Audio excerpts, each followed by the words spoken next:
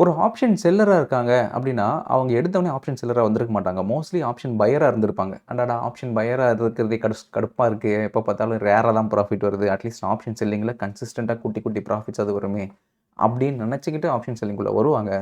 அந்த சின்ன சின்னதா ப்ராஃபிட் எடுத்திருப்பாங்க. பட் பார்த்தீங்கன்னா, ஒரே நாள்ல எடுத்த எல்லா ப்ராஃபிட்டையும் விட்டுருப்பாங்க. அந்த மாரி சினாரியோஸும் நெறைய நடந்திருக்கு. ஸோ ஆப்ஷன் செல்லிங்ல என்னென்ன விஷயம்லாம் பண்ணவே கூடாது? வாட் ஆர் த 5 ரொம்ப இம்பார்ட்டன்ட் பாயிண்ட்ஸ் இன்கேஸ் நீங்க ஆப்ஷன் செல்லிங்குள்ள வரீங்கன்னா, இத கண்டிப்பா மைண்ட்ல வச்சுக்கணும்னா, அது என்னென்ன? அப்படின்றத டீட்டெயில்டா இந்த வீடியோல நான் பிரேக் டவுன் பண்றேன். ஓகே. நீங்க ஃபர்ஸ்ட் ரூலே ஆப்ஷன் செல்லர்னாலே தியரிட்டிக்கலா என்ன சொல்லுவாங்கன்னா, லிமிட்டட் ப்ராஃபிட், அன்லிமிட்டட் ரிஸ்க் அப்படின்னுவாங்க. ஏன்னா, நீங்க ஒரு ஆப்ஷன வந்து வாங்குறீங்கன்னு வச்சுப்போமே, ரூ. 50 பிரீமியம் குடுத்து வாங்குறீங்கன்னா, ஆஸ் அன் ஆப்ஷன் பையரா உங்களோட மேக்ஸிமம் ரிஸ்க்கே அது ரூ. 50 தான். அந்த ரூ. 50 0 தான் ஆகும். அவ்வளோதான். பட் நீங்க ஷார்ட் பண்றீங்கன்னா, மேக்ஸிமம் உங்களுக்கான ரிவார்டே அந்த ரூ. 50 தான். பட் ரிஸ்க் பார்த்தீங்கன்னா, அது ரூ. 100 போகலாம், ரூ. 200 போகலாம். ஏன்னா ரூ. 50லேருந்து ரூ. 500 கூட போகலாம். ஸோ ஆப்ஷன் செல்லர்ல அது தியரிட்டிக்கல் ரிஸ்க்கா இருந்தா கூட, உங்களோட மேஜர் ஃபோக்கஸ் எங்க இருக்கணும்னா, ரிஸ்க்கா தான் இருக்கணும். ஏன்னா, ஆப்ஷன் செல்லர பொறுத்தவரைக்கும் இந்த கண்ல எண்ணெய ஊத்திட்டு பண்ணுவாங்க இல்லையா? அந்த மாரி அவங்க பொசிஷன அந்த அளவுக்கு செம்மையா பார்த்துக்கிட்டு இருப்பாங்க.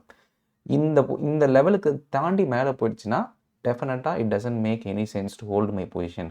அதனால நான் கண்டிப்பா எக்ஸிட் பண்ணி தான் ஆகணுன்ட்டு, எதுல கராரா இருக்காங்களோ இல்லையோ, ஆப்ஷன் செல்லர் ரிஸ்க்ல பயங்கர கராரா இருப்பாங்க. அப்படி இல்லன்னா, என்ன ஆகும்னா, ஜென்ரலா இந்த ஸ்டாப் லாஸ், இந்த ரிஸ்க் பாராமீட்டர் ஃபாலோ பண்ணாம ஒருத்தன் ஆப்ஷன் செல்லிங் பண்றான்னா, அவனுக்கு வின்னிங் அக்யூரசி நெறையவே இருக்கும். ஏன்னா, அது போட்டா தானே ஸ்டாப் லாஸ் ஹிட் ஆகுது. நான் போடாமயே கன்டின்யூ பண்ணுவேன்னு சொல்லி, மேல போகும், திருப்பி கீழ வந்து 0 ஆயிரும். ஃப்ளக்சுவேட் ஆகும், திருப்பி கீழ வந்து 0 ஆயிரும்.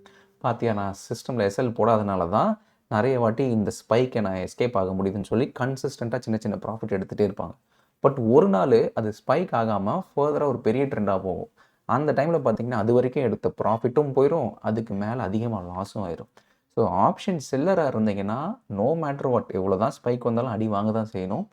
பட் உயிர விட்டுறக்கூடாதுன்னுவாங்க இல்லையா? அந்த மாரி ரிஸ்க்க மேனேஜ் பண்ணிட்டே போணும் ஆப்ஷன் செல்லிங்ல. அப்பதான் வந்து பேசிக்கா அது உங்களுக்கு ஒர்க் ஆகும். இல்லன்னா அது 100% உங்களுக்கு அகைன்ஸ்ட்டா தான் ஒர்க் ஆகும். அதே மாரி ஆப்ஷன் செல்லிங் பண்றீங்கன்னா, ஒரு லாட்டுக்கு ஒரு ரூ. 2,00,000 தேவைன்னு வச்சுப்போமே. உங்ககிட்ட ஒரு ரூ. 20,00,000 இருக்குன்னா, கண்ண மூடிட்டு போய் 10 லாட் வாங்கக்கூடாது. ஏன்னா, அது மார்ஜின் ரெக்வயர்மென்ட் தான். உங்களுக்கு பொசிஷன் உங்களுக்கு அகைன்ஸ்ட்டா போகும்போது ஒரு பஃபர் கேப்பிட்டல் வேணும். அந்த பஃபர் கேப்பிட்டல் தான் வந்து உங்களோட பொசிஷன புரோக்கர் ஸ்கொயர் ஆஃப் பண்ணாம பார்த்துக்கும். ஸோ, எனக்கு வந்து ஒரு லாட்டுக்கு 2,00,000 தேவை. என்கிட்ட 20,00,000 கேப்பிட்டல் இருக்கு. நான் 10 லாட் ஈஸியா ட்ரேட் பண்ணுவேன்னா, no. Not at all possible. நீங்க என்ன பண்ணணும், அஸ்யூம் பண்ணணும்னா, ஒரு 50% எக்ஸ்ட்ரா மார்ஜின் நீங்களே கன்சிடர் பண்ணிக்கணும். ஓகே, புரோக்கர் 2,00,000 கேட்குறானா, அப்ப நான் என்ன டிசைட் பண்ணிப்பேன்னா, 3,00,000 பெர் லாட் அப்படின்னு டிசைட் பண்ணிருவேன். அடிஷனலா ஒவ்வொரு லாட்டுக்குமே 50% எக்ஸ்ட்ரா மார்ஜின் நானே ஃபிக்ஸ் பண்ணிப்பேன். 1,00,000 அப்படின்னு எக்ஸ்ட்ரா வச்சுப்பேன். இது ஏன்னா, நான் எக்ஸ்பைரி டேஸ்க்கும், எக்ஸ்பைரி டேஸ்க்குமே கூட மார்ஜின் ரெக்வயர்மென்ட் மாறும். 2வது வாலட்டிலிட்டி இன்க்ரீஸ் ஆனா கூட உங்களோட மார்ஜின் ரெக்வயர்மென்ட் மாறும். 3வது கன்சிஸ்டன்ட்டா பேக் டு பேக் லாஸஸ் வந்துருச்சுன்னா, ஸ்டில் அதே பொசிஷன் சைஸ்ல என்னால ட்ரேட் பண்ண முடியும். சப்போஸ் 3 லேக்ஸ் பெர் லாட் வச்சிருக்கேன்னா, நான் வந்து ஒரு 30,00,000 இருந்தா தான் 10 லாட் ட்ரேட் பண்ண முடியும். 20,00,000 இருந்தேன்னா, நான் ஒரு 5 லாட் இல்ல 6 லாட் கூட ட்ரேட் பண்ணிப்பேன். ஸோ 6 லாட் ட்ரேட் பண்ணிட்டேன்னா, எனக்கு ஸ்டில் ஒரு 4 பேலன்ஸ் இருக்கிற அந்த கேப்பிட்டல வச்சு, என்னால அந்த ட்ராடவுனையும், அந்த பேக் டு பேக் லாஸஸையும் ஈஸியா மேனேஜ் பண்ண முடியும். ஸோ எப்பவுமே நீங்க ஆப்ஷன் செல்லிங் பண்றீங்கன்னா, அந்த மார்ஜின் ரெக்வயர்ட் பெர் லாட் இருக்கு இல்லையா? That is not should be your ideal capital. அத விட நீங்க வந்து அடிஷனலா வச்சு தான் நீங்க ட்ரேட் பண்ணணும். அப்பதான் வந்து இந்த பீக் மார்ஜினையும் மேனேஜ் பண்ண முடியும். ட்ராடவுன் கேப்பிட்டலையும் மேனேஜ் பண்ண முடியும். ஆப்ஷன் செல்லரா இருக்கீங்கன்னா, நீங்க ரொம்ப ரொம்ப யோசிச்சு செய்யக்கூடிய ஒரு விஷயம் என்னன்னா, பொசிஷனலா ஆப்ஷன் செல்லிங் பண்றது. ஏன்னா, ஆப்ஷன் செல்லிங் வந்து ஜென்ரலா மார்க்கெட் எல்லாமே உலகத்துல நல்லா போயிட்டு இருக்கும்போது, அது நல்லா தான் இருக்கும். சடனா இப்ப இருக்கிற மாரி ஒரு வாரு, இல்லன்னா கோவிடு ஏதாவது ஒரு விஷயம் நடக்கும்போது, பயங்கரமா வால்டிலிட்டி எங்கேயோ போயிரும். வால்டிலிட்டி மட்டும் அதிகமா போகாம, அன்சர்டனிட்டியும் ரொம்ப அதிகமா போகும். ஏன்னா, நேத்து கேப் அப் ஆயிருக்கும். இன்னைக்கும் கேப் அப் தான் ஆகும்னு பார்த்தீங்கன்னா, இன்னைக்கு கேப் டவுன் ஆகும். சரி, இன்னைக்கு கேப் டவுன் ஆயிடுச்சுன்னு பார்த்தீங்கன்னா, நாளைக்கு கேப் அப் ஆகும். இந்த மாரி நியூஸ் ஃப்ளக்சுவேட் ஆகி போகும்போது, கரெக்ட்டான ஒரு பொசிஷன வச்சு நீங்க ட்ரேடே பண்ண முடியாது. 2வது ஓவர் நைட்ல இந்த கேப்ஸ் உங்களுக்கு அகைன்ஸ்ட்டா போகும்போது, நான் ஒரு ரிஸ்க் மைண்ட்ல வச்சிருப்பேன். பட் மார்க்கெட் எனக்கு ஒரு ரிஸ்க் குடுக்கும். நான் எக்ஸ்பெக்ட் பண்ணதோட 10 மடங்கு அது அதிகமா இருக்கும். ஸோ ஓவர் நைட்ட வச்சு நான் ட்ரேட் பண்ண போறேன்னா, ஸ்டாப் லாஸ மைண்ட்ல வச்சு என்னால ட்ரேட் பண்ணா உயிர் வாழவே முடியாது. எப்படியா இருந்தாலும் என்ன அது போட்டு தள்ளிடும். ஸோ ஓவர் நைட்ட வச்சு ஒரு ஆப்ஷன் செல்லிங் பண்றீங்கன்னா, addition to stop loss maybe காலையில 9லேருந்து 3:30 மணி வரைக்கும் ஸ்டாப் லாஸ் வச்சு ட்ரேட் பண்ணுங்க. 3:30 மணிக்கு மேல ஹெட்ஜ கொண்டு வந்துருங்க. அந்த 3:30லேருந்து மறுநாள் காலைல 9:30 வரைக்கும் அந்த ஒரு ஓவர் நைட் பீரியட் இருக்கு இல்லையா? அதுக்கு ஹெட்ஜ் தான் உங்களை ப்ரொடெக்ட் பண்ணுமே தவிர ஸ்டாப் லாஸ் உங்களை ப்ரொடெக்டே பண்ணாது. அந்த ஹெட்ஜை 9:30 மணிக்கு ஓப்பன் ஆன உடனே க்ளோஸ் பண்ணி விட்டுருங்க. ஏன்னா through out the day hedge வைக்கணும்னு அவசியம் இல்லை. ஏன்னா த்ரூ அவுட் த டே நீங்கள் இன்ட்ராடே டைமில் ஸ்டாப் லாஸ் வச்சுக்கலாம். ஓவர் நைட் உங்களோட ரிஸ்க்கை மேனேஜ் பண்ணுறதுக்கு கண்டிப்பாக ஹெட்ஜ் இருந்தால் தான் உங்களை ப்ரொடெக்ட் பண்ணும். ஸோ நீங்கள் ஆப்ஷன் செல்லராக இருந்தீங்கன்னா பொசிஷனல் ஆப்ஷன் செல்லராக ஆகிறதுக்கு ரொம்பவே யோசிக்கணும். அப்படியே நீங்கள் யோசிச்சா கூட ஓவர் நைட்டு ஹெட்ஜை வச்சு ப்ரொடெக்ட் பண்ண பாருங்கள். அதுதான் உங்களை காப்பாற்றும். எப்போவுமே ஆப்ஷன் பையராக இருந்தால் நான் ஒரு விஷயம் சொல்லுவேன். என்னென்னா நியூஸுக்கு முன்னாடி தான் நீங்கள் ஒரு ஒரு ஈவெண்ட்டுக்கு முன்னாடி எனி ஸ்பெசிஃபிக் ஈவெண்ட் நாளைக்கு ஒரு ஈவெண்ட் நடக்குதுன்னா அதுக்கு முன்னாடி நீங்கள் ஆப்ஷன் பையிங் பண்ணுறீங்கன்னா ப்ரீமியம்ஸ் ரொம்பவே இன்ஃப்ளேட்டடாக இருக்கும். ஏன்னா நாளைக்கு என்ன நடக்க போதேன்னு தெரியல. இப்போ நாளைக்கு பட்ஜெட்னா ப்ரீவியஸ் டே நான் ஒரு ஆப்ஷன் பையிங் வாங்குறேன்னு வச்சுப்போமே, கண்டிப்பாக ப்ரீமியம் அதிகமாக தான் இருக்கும். ஏன்னா நிறைய பேர் இந்த அன்சர்டனிட்டினால ப்ரீமியம்ஸ் இன்ஃப்ளேட் ஆகிருக்கும், ஐவிஸ் இன்ஃப்ளேட் ஆகிருக்கும். Not at all a good time to buy. But option செல்லராக இருந்தீங்கன்னா that is a good time to buy, good time to sell. ஏன்னா ஆல்ரெடி ப்ரீமியம் இன்ஃப்ளேட் ஆகிருக்கு. இதில் இன்னொரு பிரச்சனையும் இருக்குது. என்ன ஆகும்னா சே ஃபார் அன் எக்ஸாம்பிள் நார்மலாக ஒரு அன்றைக்கி ஒரு எக்ஸ்பைரி டே இல்லைனா நார்மல் டே பெருசாக இந்த ஈவெண்ட்டும் இல்லை. சரி நான் நார்மலாக போயிட்டே இருக்குது. சடனாக ஏதோ ஒரு நியூஸ் வருது, ட்ரம்ப் நியூஸ் வருது, ஈரான் நியூஸ் வருது, ஈராக் நியூஸ் வருது. அப்போ என்ன ஆகும்னா இண்டெக்ஸ் வந்து ஒரு 100 பாயிண்ட் தான் மூவ் ஆகிருக்கும் அண்டர்லையிங் உங்களுக்கு அகெயின்ஸ்டாக. பட் ஆனால் அந்த ப்ரீமியம் ஆப்ஷன் ப்ரீமியம் நீங்கள் ஷார்ட் பண்ண ப்ரீமியம் அது 100 மடங்கு இல்லை 200 மடங்கு கூட அதிகமாக மூவ் ஆயிரும். ஏன்னா அந்த இடத்துல பெரிய அன்சர்டனிட்டி வரும்போது ஐவி பயங்கரமாக ஷூட் ஆகும். ஸோ ஐவி கம்மியாக இருக்கும் போது நான் ஷார்ட் பண்ணியிருந்தேன்னா அஸ் அன் ஆப்ஷன் செல்லராக ஒரு 40 ரூபா ப்ரீமியமில் ஷார்ட் பண்ணுறேன்னா ஐவி அதிகமாகும் போது எனக்கு இண்டெக்ஸ் அகெயின்ஸ்டாக கொஞ்சோண்டு தான் மூவ் ஆகிருக்கும். ஆனால் என் ப்ரீமியம் என்னை விட அகெயின்ஸ்டாக ரொம்பவே மூவ் ஆகிருக்கும். ஸோ ஆப்ஷன் செல்லராக இருந்தீங்கன்னா ஐவியை எப்போவுமே பார்த்துட்டு இருக்கணும். ஐவி வந்து உங்களோட மோஸ்ட் இம்பார்ட்டண்ட் பேராமீட்டராக இருக்கணும் ஆப்ஷன் செல்லிங்கில். நான் வெறும் ஸ்டாப் லாஸ் வச்சுருக்கிறேன், அண்டர்லைங் இங்கே போகுது அங்கே போகுதுன்னு பார்த்து நான் எக்ஸிட் பண்ணிப்பேன் நான் மட்டும் உங்களுக்கு தெரியாது. ஏன்னா நீங்கள் ஐவி ஃபாலோ பண்ணால் தான் அது எந்த அளவுக்கு உங்களோட ப்ரீமியமை இம்பேக்ட் பண்ணணும்னு தெரியும். ஸோ அதனால் அதையும் உங்களோட லிஸ்ட்டில் வச்சுக்கணும். And finally the most important பாயிண்ட்டே இது தான். ஏன்னா இது நான் பர்சனலாகவே நிறைய ட்ரேடர்ஸ் கிட்ட பார்த்துருக்கிறேன். ஸ்பெசிஃபிக்லி நார்த் இந்தியன் ட்ரேடர்ஸ்லாம் நான் நிறைய ஃப்ரெண்ட்ஸ் எனக்கு தெரியும் இல்லையா, அவங்க நிறைய பேர் இந்த மாதிரி விஷயம் சொல்லியிருக்காங்க.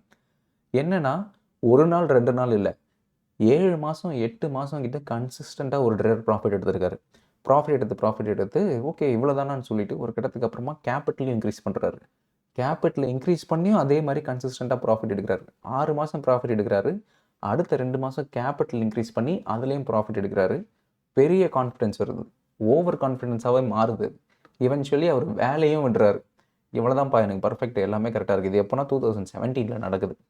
வீக்லி ஆப்ஷன்ஸ் ஆரம்பித்து ஒரு கொஞ்சம் மாதத்தில் கன்சிஸ்டண்ட்டாக ப்ராஃபிட் எடுக்கிறாரு. 2018 February வால்மேகடன் அப்படின்னு சொல்லுவாங்க. வால்மேகடன்னா சடனாக வால்டிலிட்டி இல்லாமல் ஒரு வால்டிலிட்டி ஷூட் ஆன ஒரு பீரியட் அது.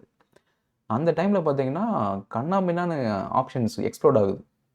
அவரால் பொசிஷன்ஸை மேனேஜே பண்ண முடியல. அதுவும் கேபிட்டல் வேறு இன்க்ரீஸ் பண்ணிட்டாரு, பொசிஷன்ஸை வேறு இன்க்ரீஸ் பண்ணிட்டாரு. பை த டைம் 2018 February அப்போது அவ்வளோதான், அவரோட சம்பாதிச்ச எல்லா ப்ராஃபிட்டுமே போய் capital almost 80% wipe out by the end of February ஒரே மாதத்தில். இது ஏன்னா அவருக்குன்னு ஒரு ப்ராப்பர் ஸ்ட்ரக்சர்லாம் இல்லை. அவர் ட்ரேட் பண்ண அந்த ஒரு பீரியட் இருக்கு இல்லையா, அந்த ஒரு பீரியடு ரொம்ப சைலண்ட்டான பீரியட். நீங்கள் 2017 போயிட்டு இந்தியா விக்ஸோட சார்ட் பாருங்கள். சைலண்ட்டாக அப்படியே கீழே இருக்கும், பெருசாக இந்த மூமெண்ட் இருக்காது. 2017 மாதிரி ஒரு காமஸ்ட் பீரியட் இந்த மார்க்கெட்டு கிடையவே கிடையாது.